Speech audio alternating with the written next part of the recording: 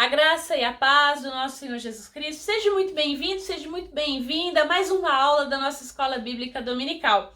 Continuamos então no livro de Atos, estamos chegando ali no finalzinho. É um prazer ter você conosco e espero que essa aula seja edificante para a sua vida. Vamos orar? Pai, nós te damos graças porque mais uma vez podemos abrir a tua palavra e estudar, ó Deus, que o nosso coração esteja aberto para entender aquilo que o Senhor tem para nos dizer nesse estudo. Te pedimos, ó Deus, abençoa a nossa igreja em São Carlos, abençoa aqueles que estão conosco nesse momento, no nome santo do Senhor Jesus, que morreu e ressuscitou para nos salvar, é que nós oramos. Amém. Eu desejo você uma boa aula e vamos lá. A nossa aula de hoje é sobre o desafio das grandes cidades. Nós vamos aí fazer uma leitura panorâmica aí dos capítulos 18 até 21, versículo 17, que compreende aí o final da segunda viagem missionária e a terceira viagem missionária de Paulo. Se nós pudéssemos dizer qual o versículo central, nós poderíamos afirmar que é o capítulo 20, verso 24 de todo esse trecho, onde Paulo diz, porém nada considero a vida preciosa para mim mesmo, contando que complete a minha carreira e o ministério que recebi do Senhor Jesus para testemunhar o evangelho da graça de Deus. Então, lembrando um pouquinho lá, Antioquia, então na Síria, era a terceira maior cidade do Império Romano, com cerca de 500 mil habitantes, e a igreja ali formada, a gente poderia dizer que era o protótipo da comunidade cristã ideal, da igreja missionária ideal, porque ela congregava a comunidade cristã da cidade, provavelmente espalhada em vários grupos que se reuniam em locais diferentes da cidade, estrategicamente aí estabelecidos. E já estudamos como essa igreja cosmopolita e heterogênea implementou a primeira ação missionária planejada, quando Bernabé e Paulo foram separados pelo Espírito Santo para a primeira viagem missionária. Pareceu-nos bem e é o Espírito Santo que enviasse eles, E agora, quando a gente estuda então o final da segunda viagem missionária e essa terceira, nós vamos verificar a continuidade de uma estratégia de expansão do reino, alcançando as grandes cidades. E é bom para a gente entender também o nosso tempo. Quando nós olhamos para o nosso tempo, nós vemos, por exemplo, o fator igreja, Então, alguns dos fatores presentes na igreja dos nossos dias afetam negativamente a sua ação missionária, que é, por exemplo, o espírito denominacionista, divergências doutrinárias, diferenças da forma de governo e costume, uma competição sectarista de algumas igrejas, não de todas, mas uma perda de referencial de como ser igreja, por exemplo, coisas que nós não víamos nessas primeiras igrejas, Nós temos aí nessas primeiras igrejas que nós podemos chamar de fato de catolicidade. Então, outra coisa que a gente pode falar também da sociedade. Nós podemos observar que na nossa sociedade atual, pós-moderna, a gente vê grandes avanços tecnológicos, mas ao mesmo tempo meios de comunicação,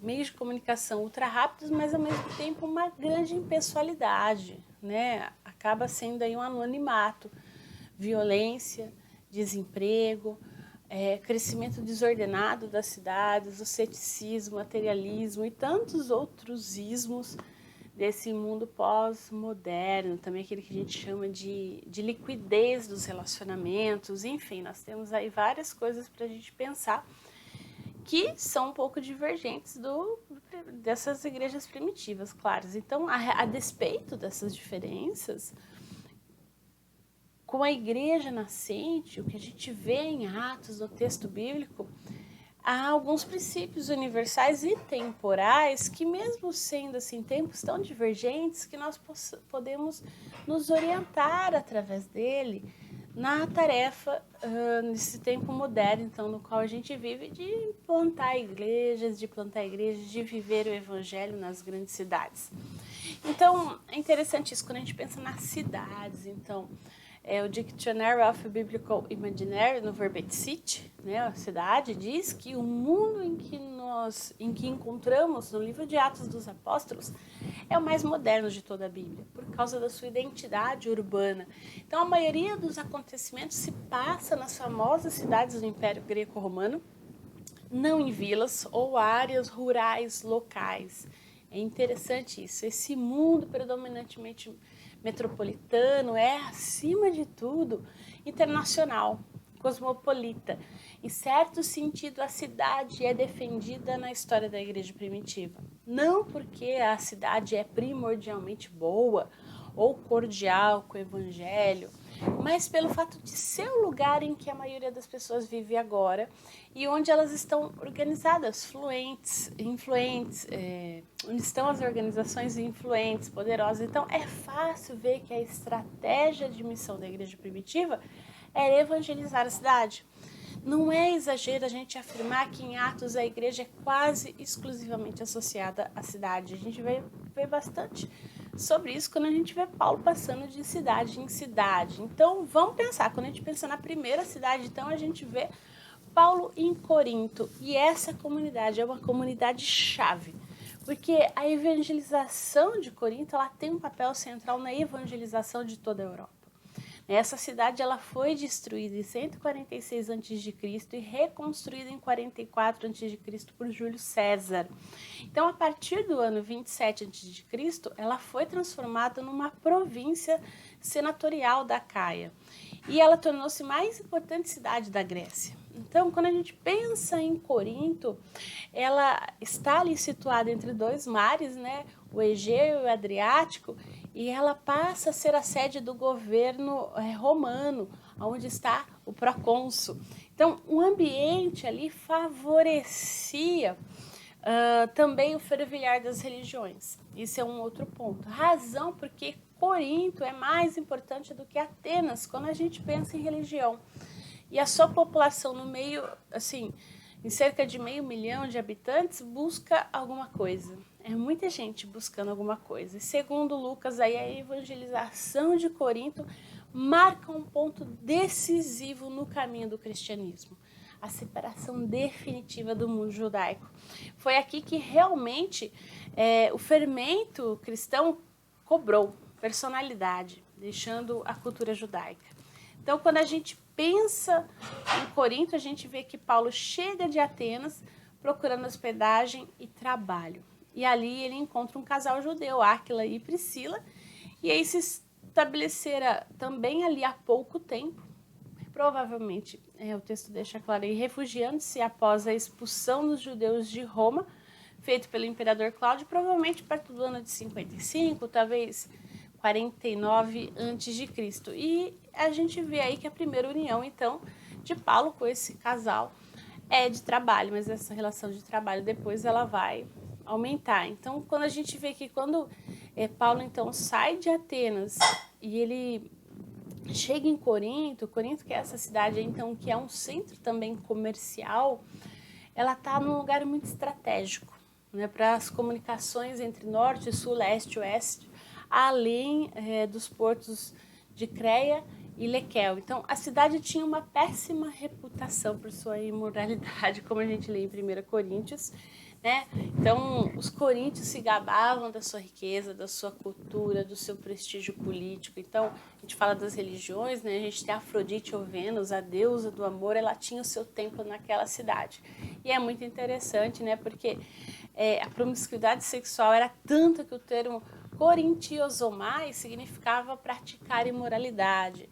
Então, é muito interessante, assim, fazer alguns nuances quando a gente pensa também no termo amor. A gente conhece aquela carta de Paulo, 1 Coríntios 13, falando sobre amor e fazer um contraponto contra o amor dos deuses, da deusa Afrodite ou Vênus. É necessário estudar um pouquinho da história grega, e aí você consegue ver o que Paulo está querendo dizer também de forma clara ali, o contraponto do amor divino em relação ao amor dos deuses, que é assim.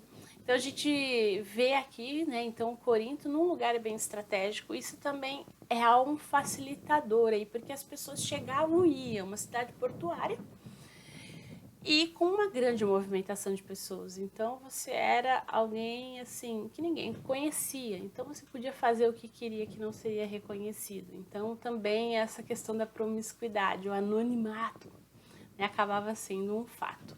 E se há diferenças, também há semelhanças. como o orgulho e a imoralidade dos nossos dias, mas Paulo sabia, como diz John Stott, que a cruz consome todo orgulho humano. Ela insiste que nós pecadores não temos nada com que comprar a nossa salvação, nem mesmo contribuir para isso.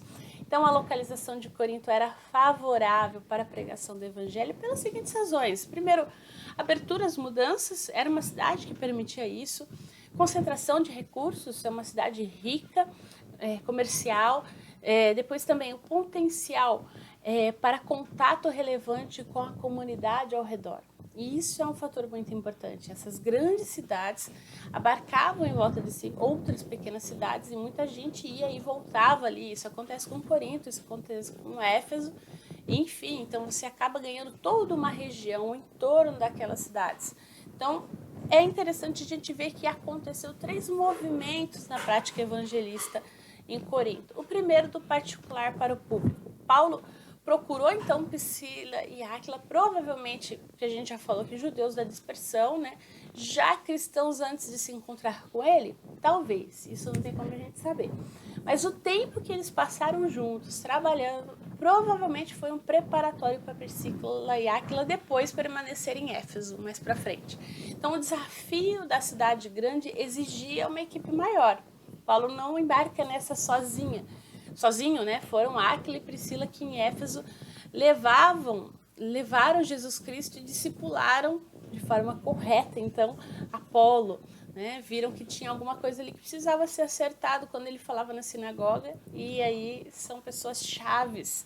Então, depois, por intermédio de Apolo, muitos judeus foram convencidos de que Jesus era o Cristo, convertidos então, aqui ainda em Corinto, a missão de Paulo entre os judeus encontrou novamente uma forte resistência. E ele tomou a decisão, repetiu a decisão tomada lá em Antioquia já da Pisídia, de se voltar apenas para os gentios. E é necessário preparo para pregar evangelizar nas cidades, né? As igrejas precisam gastar tempo, recursos no preparo dos que evangelizam. Então, a concentração de igrejas diferentes, além de seitas diversas, causa confusão à população. Cada uma evangelizando com mensagens diferentes e contraditórias. É o que nós temos hoje, né? Parece que há um supermercado da fé. Há quem ofereça religião como mercadoria mais barata, em promoção, com desconto, sem compromisso, e aos que cobram muito caro por isso. Cobram até caro demais, com exigências que nada tem a ver com o evangelho da graça. Então é uma coisa que a gente precisa ver. Lembrando lá de Corinto, então ainda no capítulo 18, a gente vê que existe um processo também do público para o particular. Os esforços evangelísticos então de Paulo, até então concentrados só na sinagoga, nesse momento passaram a acontecer numa casa particular. As coisas começam no momento certo ali, e aí eles vão para a casa de Tício Justo, Crispo, o principal da sinagoga, também acaba se convertendo em toda a sua casa, e muitos outros creram em Cristo. E aí a gente pode ver também, trazendo para os nossos dias, que são exemplo dos pequenos grupos que de casa em casa continuam sendo uma proposta bíblica para os nossos tempos. Indo até as pessoas amedrontadas, assustadas, acuadas por tantas circunstâncias adversas, pessoas que às vezes não vão entrar na igreja, mas que, se você convidar, vão para sua casa. E a gente espera em Deus que em breve nós possamos nos reunir novamente em pequenos grupos. Por enquanto, esse tipo de atividade está suspensa. Primeiro, por uma questão de segurança. A gente sabe que, devido à pandemia, aí, nas casas a gente acaba se descuidando, tira a máscara e o risco é maior. E segundo também, porque a gente ainda não tem essa autorização do nosso presbitério para realizar atividades nas casas. Então, a gente tem que esperar aí um pouco, esperar com paciência, orar, pedir para Deus já estar preparando o momento certo, as casas certas, as pessoas, os lugares. Nós temos falado muito sobre a questão de orar pelas pessoas. Colocamos um desafio aí para a igreja, então, também para orar por 20 visitantes até o final do ano. E para que essas pessoas venham, também pode ser um visitante virtual, por que não? Mas que elas venham e que elas possam se encantar com Jesus. E que através da nossa comunidade elas possam vivenciar essa fé, serem discipuladas, enfim. Voltando então para Atos, a gente vê que também lá em Corinto o aumento da atividade missionária, ao ampliar a esfera da sua atuação, a gente vê que Paulo vê muitos coríntios crendo e sendo batizados. Então, o aumento da atividade missionária revela-se muito frutífero, mas ele leva à oposição por parte dos judeus. Como encorajamento e conforto em meio às perseguições, a gente vê que o Senhor lhe dá uma ordem, acompanhado de uma promessa, porque Paulo começa de fato a ficar um pouco com medo. O que será que vai acontecer com tanta oposição? Mas Deus fala ao seu coração: não temas, fala e não te cales, porque eu estou contigo. Que palavras maravilhosas! Até que Deus completasse o seu propósito, ele queria Paulo ali naquele lugar, e era para Paulo ficar tranquilo que a sua vida estava segura no Senhor. Então, a fidelidade do Senhor é notória. Quando acusado pelos judeus, o procônsul Galho não considerou as acusações. Ele deixou Paulo livre para continuar o seu ministério de evangelização urbana. E a gente vê que no decurso dos versículos seguintes, Lucas resumiu a passagem de Paulo por algumas cidades, ressaltando seu propósito de confirmar todos os seus discípulos. Isso é, encorajando eles espiritualmente, fortalecendo-lhes a alma, exortando-os a permanecer firmes na fé. Ele não abandona, então, seus discípulos à própria sorte, mas o discipulado tinha um propósito que era apresentar todo homem perfeito em Cristo, todo ser humano perfeito em Cristo. E aí, Paulo em Éfeso.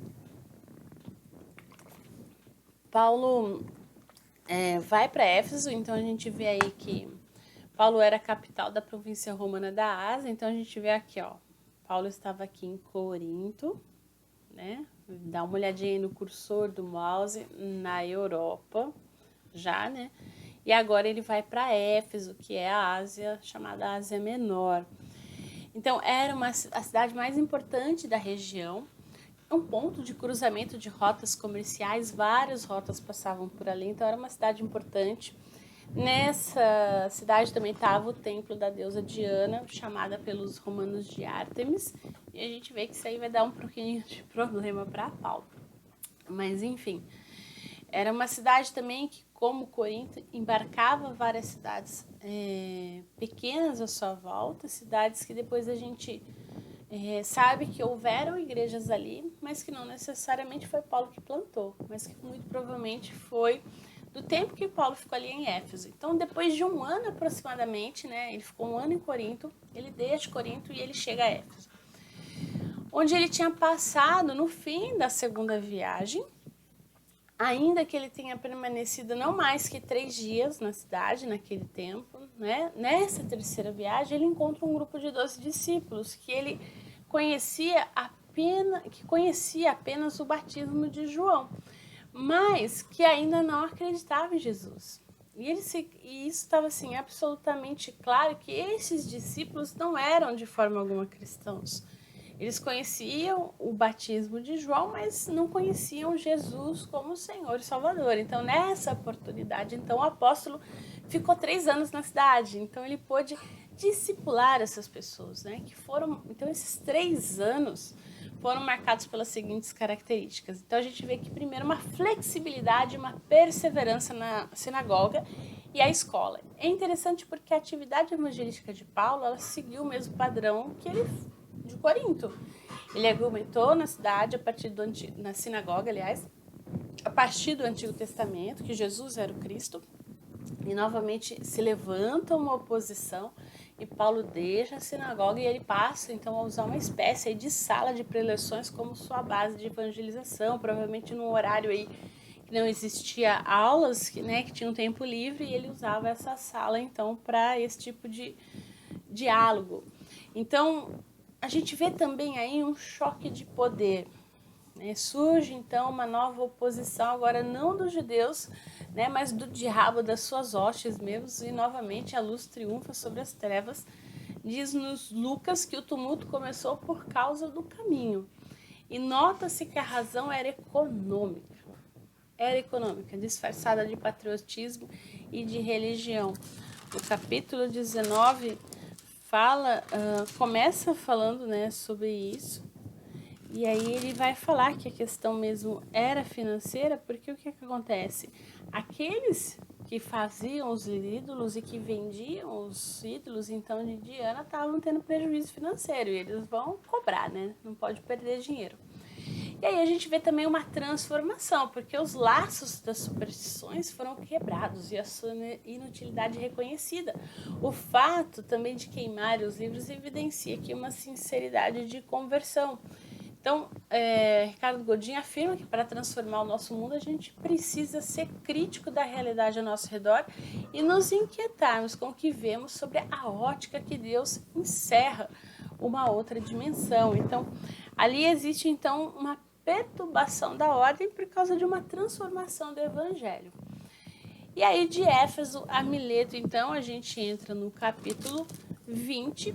E aí, antes de voltar para Jerusalém, então, os planos de Paulo, né, incluíam uma visita a Macedônia e Caia, de onde ele pensava ir diretamente para a Palestina.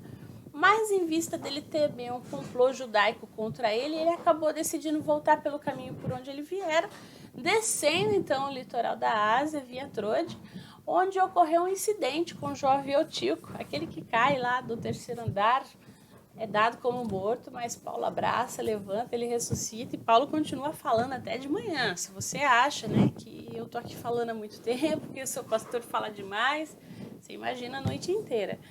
E Paulo, ele evita, então, uma nova visita a Éfeso, mas de Mileto, então, depois ele manda chamar os presbíteros de Éfeso e dá para eles algumas instruções num típico discurso de despedidas que a gente poderia dividir em 3 partes, né?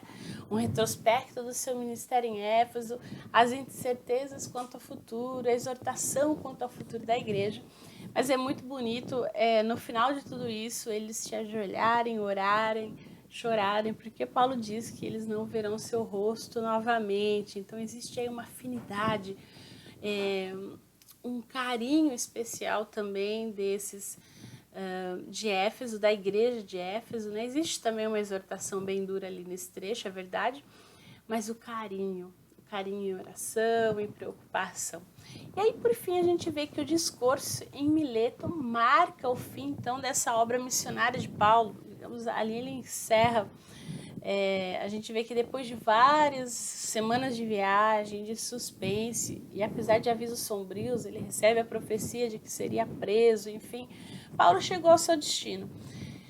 Não sem antes ouvir então as advertências proféticas que reforçavam as suas previsões de sofrimento, mas a sua decisão é inabalável e ele cumpre os planos de Deus e prossegue, né? Vai em frente, volta então para Jerusalém, vai descendo aqui, ó, dá para ver um pouquinho aqui. Então daqui ele já desce direto para Jerusalém. A gente pode afirmar também, é interessante esse trecho da Igreja Centrada do Tim Keller, que ele diz lá em Atos 17, Paulo viaja a Atenas, o centro intelectual do mundo grego-romano. Em Atos 18, ele vai a Corinto, um dos centros comerciais do Império. Em Atos 19, ele chega a Éfeso, talvez o centro religioso do mundo romano, o foco de muitos cultos pagãos e particularmente do culto imperial, com 3 templos para adoração ao imperador. No final de Atos, Paulo chega a Roma, a gente vai chegar lá, mas o que? A capital do poder político e militar do Império. John Stott afirma, né? Paulo parece ter deliberadamente adotado a política de seguir de uma cidade estratégica para outra de forma resoluta. Então a gente vê que intencionalmente Paulo vai para essas cidades grandes que em volta tem várias outras cidades pequenas que ali são assistidas e são evangelizadas. As pessoas vão para essas cidades maiores para comprar, para vender, para negociar, enfim, e acabam ouvindo o evangelho. Então, para nós concluirmos a nossa aula de hoje, falando um pouquinho sobre essas cidades e sobre essa final da segunda e terceira viagem missionária, eu gostaria de trazer para a gente aqui o que John Stott destaca, importante lição sobre o lugar, sobre o método e o tempo de evangelização urbana nessa terceira viagem missionária de Paulo, especialmente. Primeiro, a escolha de lugares seculares. Então, embora tanto Corinto quanto em Éfeso Paulo tenha começado na sinagoga, a gente vê que ele se retira para edifícios neutros. Ele escolhe uma casa, uma igreja, respectivamente, e lá eles planam, e lá pessoas se convertem, vidas são mudadas e o evangelho se espalha. A gente vê que segundo também uma apresentação racional e inteligente do evangelho. Lucas destaca aqui 2 verbos para descrever a pregação evangelística de Paulo: discorrer e persuadir. Então, não é simplesmente emoção, é conversa, é saber quem é o Deus que se segue. Então, Paulo apresenta o evangelho de uma maneira séria, estruturada e persuasiva.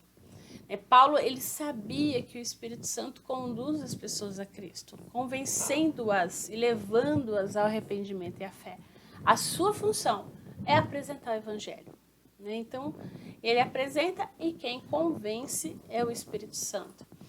E a terceira item aí que John Stott levanta é a permanência longa nessa cidade, cerca de 2 anos em Corinto e 3 anos em Éfeso.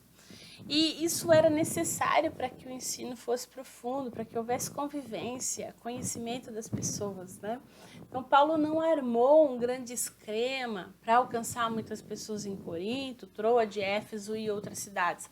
Paulo, ele começou com o que ele tinha, com o que ele dispunha. E algumas vezes a gente pensa que para mudar as circunstâncias espirituais do nosso bairro, da nossa cidade, a gente precisa de uma grande estrutura, de grandes coisas, Mas a gente pode começar com projetos pequenos e Deus fará grandes coisas. E aí, para a gente refletir. No final de Atos 17, no finalzinho, Paulo faz viagens estratégicas aos centros intelectuais, Atenas, comercial Corinto, religioso Éfeso e político Roma do mundo romano. E aí, para a gente refletir, quais os centros de poder e de influência no contexto em que nós vivemos? Que nós temos aqui em São Carlos?